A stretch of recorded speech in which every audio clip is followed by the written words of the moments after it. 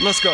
I'm better than ever, they never been better than I. Regarded the hardest and I ain't even reaching my prime. They hate that I'm great and they faking I'm real as they come. So sit back and let me show you how this shit is done. My composition, my propositions, I'm raping the system. I'm killing the competition and all of y'all are my victims. Eyes and oohs as I'm ripping the instrumental. Lyrical, individual, never been sentimental. I'm so hot every time that beat drop. And when I say I'm raping the system, A stranger in the black sedan, I want you hop inside my car. I got pictures, got candy, I'm a lovable man, and I can take you to the nearest star.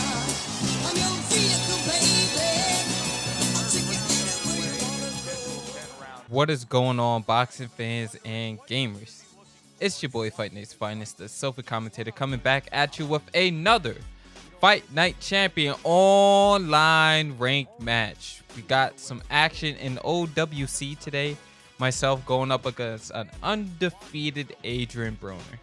Now, of course, I cut the video up a certain way because I wanted you guys to see some things, and I'm sure, being the smart viewers that you are, you went ahead and took a notice of those things, and that is that we're dealing with a undefeated fighter and we're dealing with a overall disadvantage.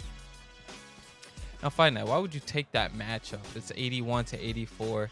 The guy's undefeated. He's probably going to be super confident. Why would you take the matchup? It just doesn't make sense, especially not for OWC, where it's all about who has advantages. Like when you're on your come up, when you're on your grind, why would you take the matchup?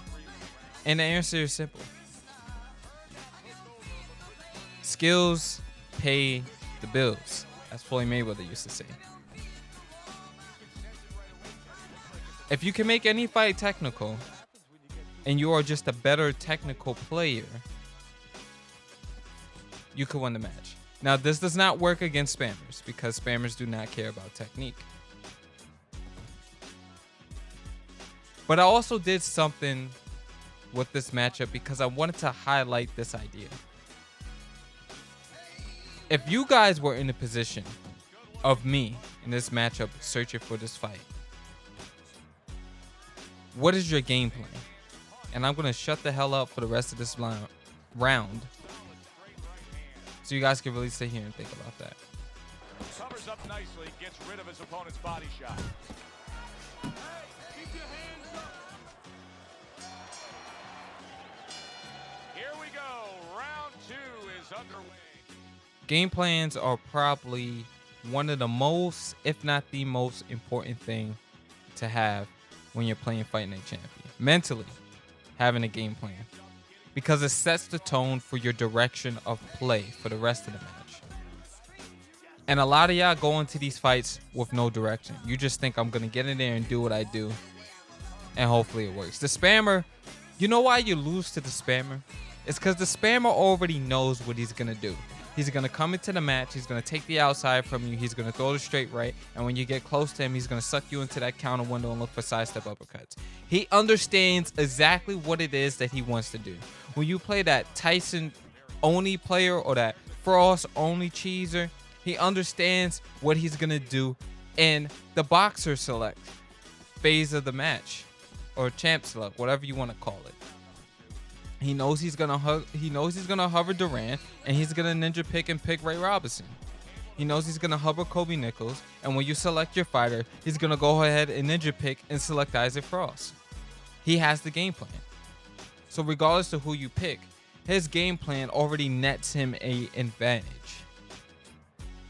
But for those of us who are playing and we come into the match naked, and we don't know what it is, and we don't analyze the small details before we get into the match, you're already, if you're playing tennis, you're already a set down.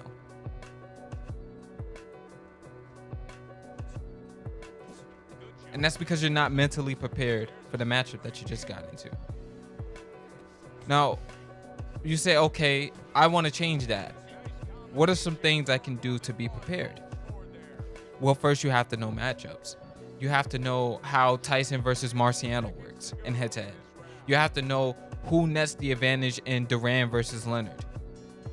You have to, not Duran versus Leonard, Oscar versus Leonard. Oscar De La Hoya versus Sugar Ray Leonard. Who wins the matchup between Andre Bishop and Ray Robinson? These are some key matchups that you should know beforehand. So go ahead and check the stats of the fighters and Fight Now to get an idea of how that matchup is going to work. But Fight Night, when we go into OWC, how do we come up with a pre-game plan? How do we do that? We don't know what his fighter's build is, and he's not going to show us his stats all the time.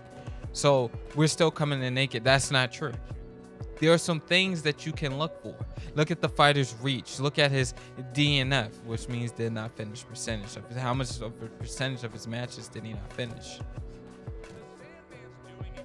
Look at his character model and the character's name. Is he a Adrian Broner with a max reach and max height?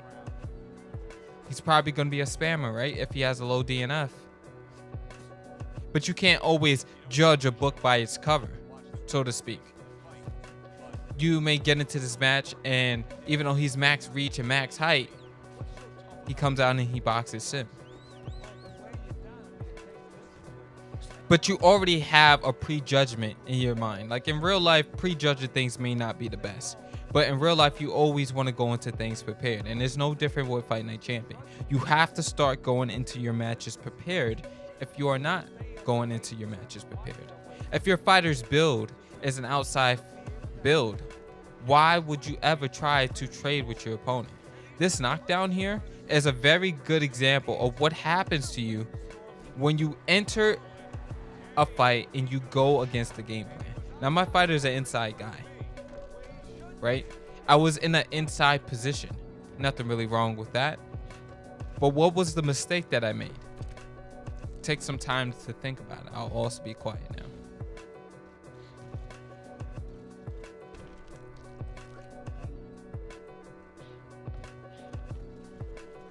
There was an overall difference.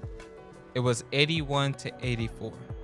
So if we're trading and exchanging my offensive power with my fighter only having one solid punch and that being an 18 straight, I am not going to win trades. The chances of me getting damage are at a much higher percentage knowing my fighter's build. And knowing that I'm at an overall disadvantage, I have to fight with skill. I have to try to take the outside away from my opponent, and I have to try to make sure I hit and not get hit. Now, that's just a basic rule of boxing, right? But it's even more prevalent considering the conditions. So you have to analyze the conditions in order to understand where it is that you're going to end up making a mistake if you fight against that game plan. So notice how I switch things up from here. Since round number 2, this guy has been showing that he wants to fight on the outside.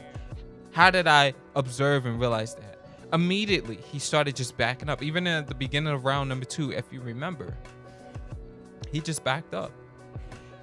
He does not like to fight coming forward. So automatically, that allows me to form a game plan against my opponent. Oh, he's comfortable when he's on the outside. Now, a lot of players in general in Fight Night Champion are comfortable on the outside. That's what a lot of them strive to be. But not a lot of players can come forward. So that's why it's always a good default plan to take the outside. Because once you take the outside, your opponent will automatically be in an uncomfortable situation. And what happens when your opponent is in uncharted territory, where he's in these uncomfortable situations? He's going to make mistakes. His game plan was to come in and fight on the outside, and he gave the keys to that very early by showcasing not coming to the center of the ring and looking to box. So that allowed me to formulate the game plan of, okay, I'm going to land the first shot, or I'm going to land a more significant strike, and then I'm going to back up because I'm already at a disadvantage, and I need to make sure that I'm not trading. So I want to also make sure either I'm using bait and movement by moving in and out and bouncing from side to side, but I also want to be on the outside. This way, I'm less likely to get hit. And by forcing him to come forward, it allows me offensive opportunities by being able to read my opponent's mistakes. For example, he came in aggressively there and he got caught with a straight. And then we was able to walk him down, double up the jab, and once again, Now we could use the inside work because our opponent was in a vulnerable state. But notice here, I don't over pursue. I get right back to the game plan once I was not able to score the knockdown. I do not get over eager. There's a lot of you guys when you're playing this game where it's like you think about the knockout. You don't think about what it is that the game plan requires you to do.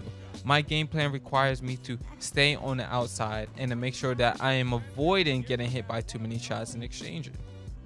So even though I got a knockdown, that does not, or a stun, that does not mean I get away from the game plan. I do my damage, I step back out. My opponent wants to be chased, I wait for him. I wait. I show a little bit of patience.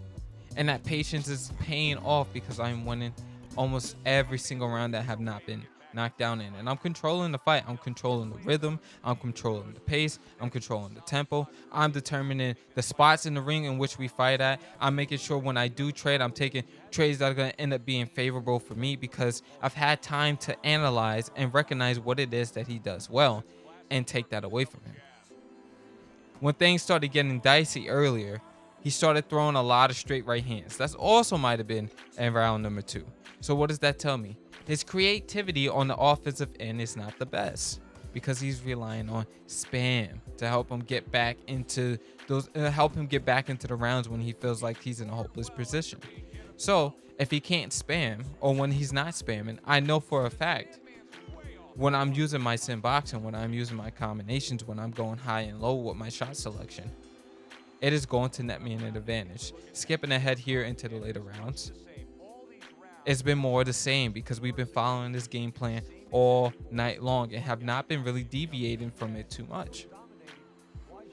Now, of course, when you're fighting or you're playing, there's gonna be times where things just don't go your way.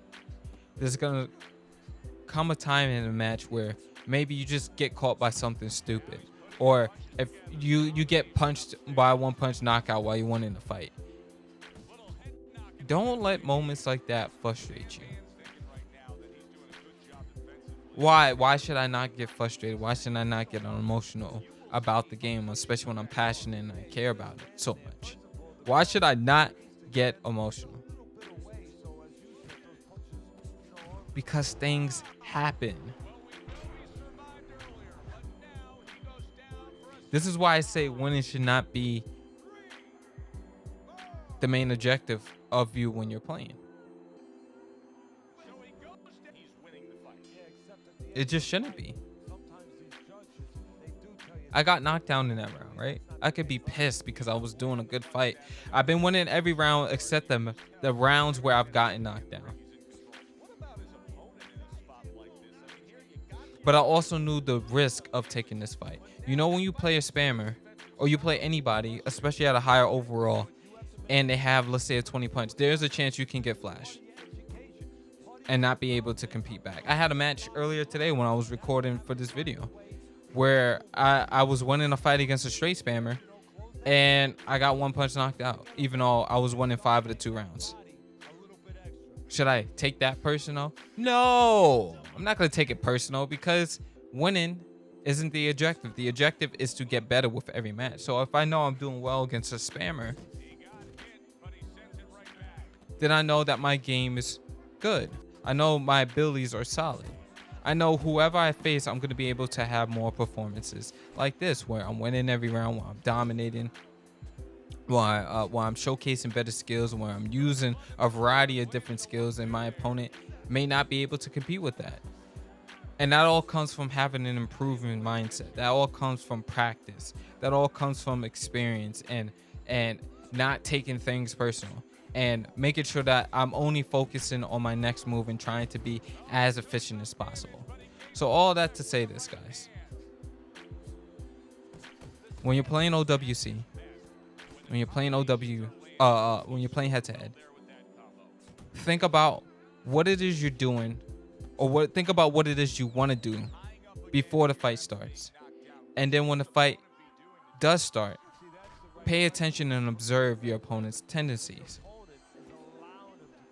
And then adapt to what it is that your opponent does well and what he doesn't do well. And formulate your game plans that way so you can have more success.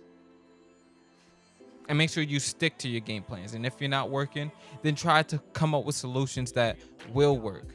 And keep testing those solutions out, even if you're losing every minute of every round. And if you lose, so be it. And if you win and you break a guy down to the point he doesn't want to play, like this guy, then you've done a good job.